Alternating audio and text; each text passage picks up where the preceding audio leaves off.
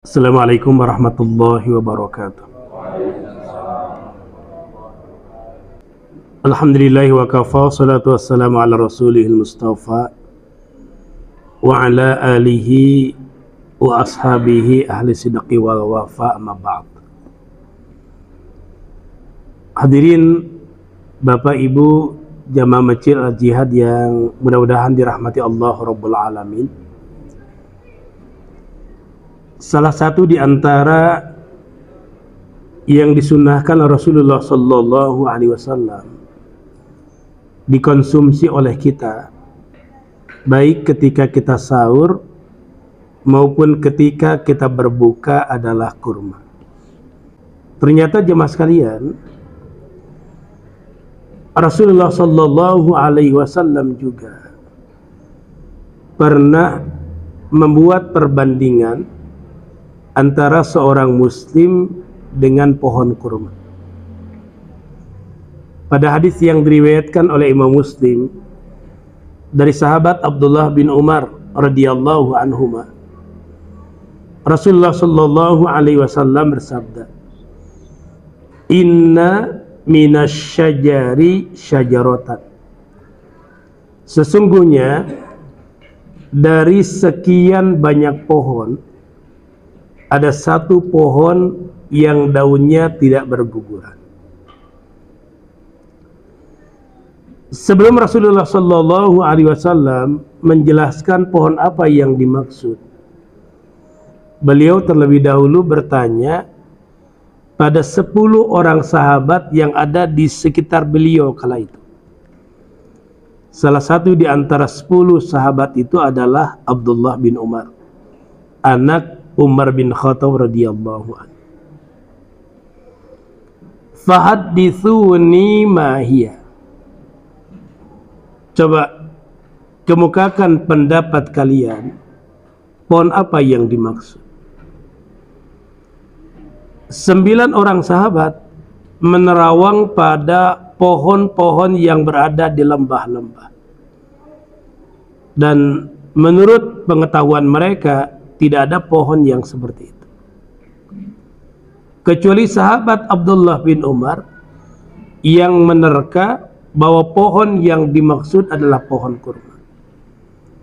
Tapi sahabat Abdullah bin Umar tidak menyampaikan pendapatnya karena ia merasa malu. Dari 10 orang sahabat yang berkumpul, dialah sahabat termuda saat itu. Maka yang lainnya menanyakan hal ini pada Rasulullah Sallallahu Alaihi Wasallam. Wa ma hiya ya Rasulullah? Apakah pohon yang dimaksud ya Rasulullah? Maka Rasulullah Sallallahu Alaihi Wasallam menjelaskan, hiyan nakhlah. Pohon itu adalah pohon kurma. Jamaah sekalian, dari sekian banyak persamaan antara seorang muslim dengan pohon kurma, setidaknya ada 4 yang akan disampaikan pada malam hari ini. Yang pertama, inna kulla syai'in fin nakhlah nafi'atun. Sesungguhnya seluruh bagian dari pohon kurma itu bermanfaat. Di antara pohon-pohon yang seluruh bagiannya bermanfaat adalah kurma. Dari mulai daunnya, batang pohonnya, rantingnya, apatah lagi buahnya. Inilah gambaran seorang mukmin. Inilah gambaran pribadi muslim. Dia semangat untuk menebar manfaat pada orang-orang yang berada di sekitarnya. Ketika Allah Subhanahu wa taala menganugerahkan nikmat padanya, maka seorang mukmin tidak akan membiarkan nikmat itu berhenti pada dirinya, tapi dia tebar nikmat itu pada orang-orang yang berada di sekitarnya. Ketika Allah Subhanahu wa taala menganugerahkan nikmat harta, maka dia pun memberi manfaat pada orang-orang yang berada di sekitarnya dengan harta yang dikaruniakan oleh Allah padanya. Ketika ia diberi ilmu, maka dia pun akan menebar manfaat pada orang-orang yang berada di sekitarnya dengan ilmu yang Allah ajarkan padanya. Ketika dia diamanahi jabatan, maka dia pun memberi manfaat dengan jabatan yang diamanahkan oleh Allah Rabbul Alamin kepadanya. Ketika Allah memberinya tenaga, maka dia pun memberi manfaat pada orang-orang yang berada di sekitarnya dengan tenaga yang diberikan oleh Allah Rabbul Alamin padanya.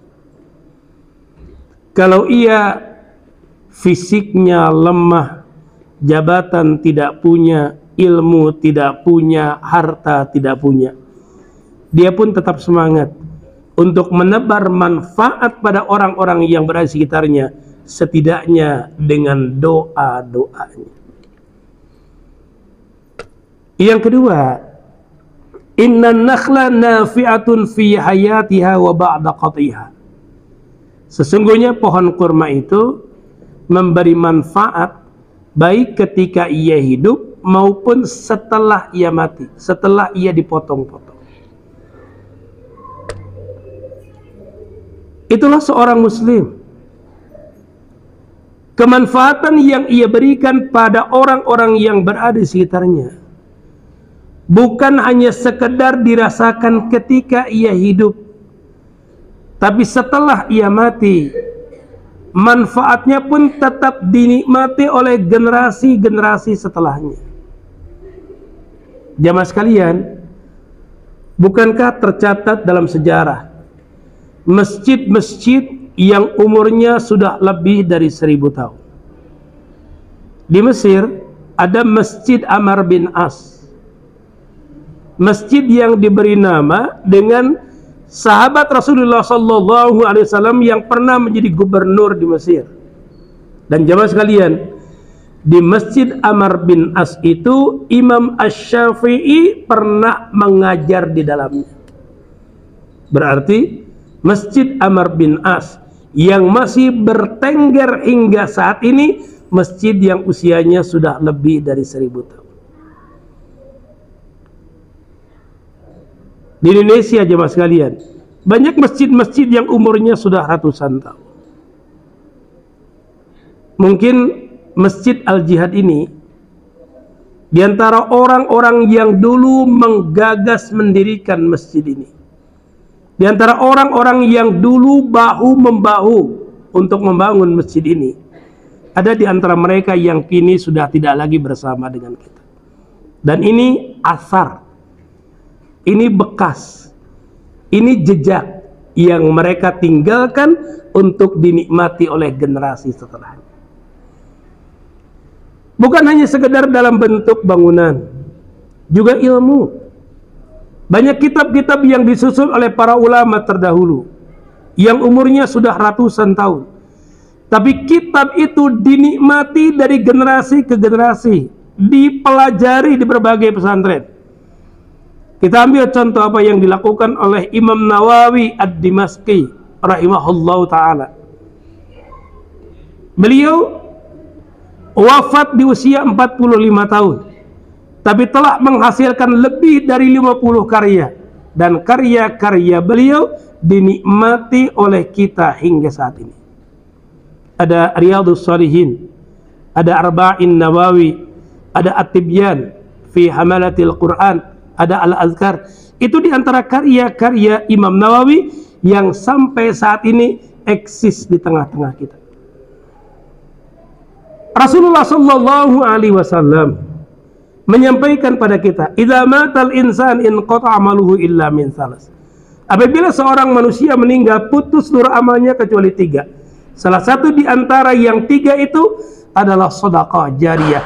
Dan Imam Nawawi menyampaikan bahwa makna sedekah jariyah itu adalah wakaf. Wakaf itulah contoh dari amalan yang bukan hanya sekedar dinikmati oleh kita dan generasi kita, tapi juga dinikmati oleh generasi-generasi setelah kita. Yang ketiga, innan nakhlah qalilatul akhdhi wa katsiratul ata. Sesungguhnya pohon kurma itu sedikit menerima, banyak memberi. Perawatan pohon kurma itu sederhana, tapi manfaatnya luar biasa. Pohon kurma itu di antara pohon yang berumur panjang. Ia bisa bertahan hingga umur 100 tahun dan berbuah di ketika umur 5 tahun. Jamaah sekalian, seorang muslim diajari Rasulullah Sallallahu Alaihi Wasallam untuk banyak memberi daripada menerima. Beliau mengajarkan prinsip al-yadul ulya khairum minal yadis sufla. Tangan di atas itu lebih baik daripada tangan di bawah. Tangan di atas maksudnya memberi, tangan di bawah maksudnya menerima. Ini kiasan jemaah sekalian. Sebab hari ini ada juga orang yang memberi tapi tangannya di bawah. Yang keempat, innan nakhlah silabah wastiqamah. Sesungguhnya pohon kurma itu tangguh, kokoh, istiqamah. Itulah seorang mukmin. Seorang mukmin itu adalah pribadi yang tidak lekang karena panas, tidak lapuk karena hujan.